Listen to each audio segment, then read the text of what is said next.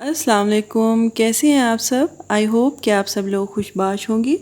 Friends, आज की video में हम लोग ये डिस्कस करेंगे कि ब्लॉसम एंड रॉट डिज़ीज़ क्या होती है, ये किन किन वजूहात की वजह से होती है और इसका इलाज क्या है, यानी इसको किस तरह से हम लोग ट्रीट करेंगे। तो ये मेरा टमाटर का पौधा है। इस पर जो टमाटर शुरू में ग्रो हुए हैं वो बिल्कुल ठीक थे, लेकिन अब जो इस पर टमाटो ग्रो हो रहे हैं उनमें ये डिज़ीज़ यानी गलना सड़ना शुरू हो गए हैं, वो वक्त से पहले ही टमाटर। और इस तरह का प्रॉब्लम हो रहा है, ये आप देखिएगा। आप लोग जो वेजिटेबल्स ग्रो करते हैं वो अक्सर इस तरह के प्रॉब्लम से दो चार होते होंगे कि वक्त से पहले ही जो उनका फ्रूट या वेजिटेबल है वो गलना सड़ना शुरू हो जाता है। तो फ्रेंड्स, इस डिज़ीज़ को ब्लॉसम एंड रॉट डिज़ीज़ कहा जाता है और ये होती है कैल्शियम की कमी की वजह से। आमतौर पर ये कैल्शियम की कमी की वजह से होती है, और अगर आपकी सॉइल में नाइट्रोजन और मैग्नीशियम का कंटेंट ज़्यादा हो जाए तो फिर भी ये प्रॉब्लम हो सकता है। क्योंकि अगर नाइट्रोजन और मैग्नीशियम ज़्यादा हो जाए तो जो हमारी सॉइल के अंदर जो हमारा प्लांट है उसकी जो रूट्स हैं वो कैल्शियम को एब्जॉर्ब नहीं कर पाती हैं।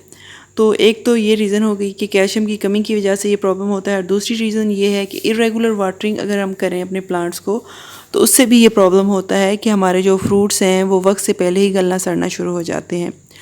तो इसका जो हल है वो ये है, सबसे पहले तो कि आप वाटरिंग अपनी रेगुलर करें, इरेगुलर वाटरिंग ना करें कि कभी पानी दिया और कभी ना दिया प्लांट को।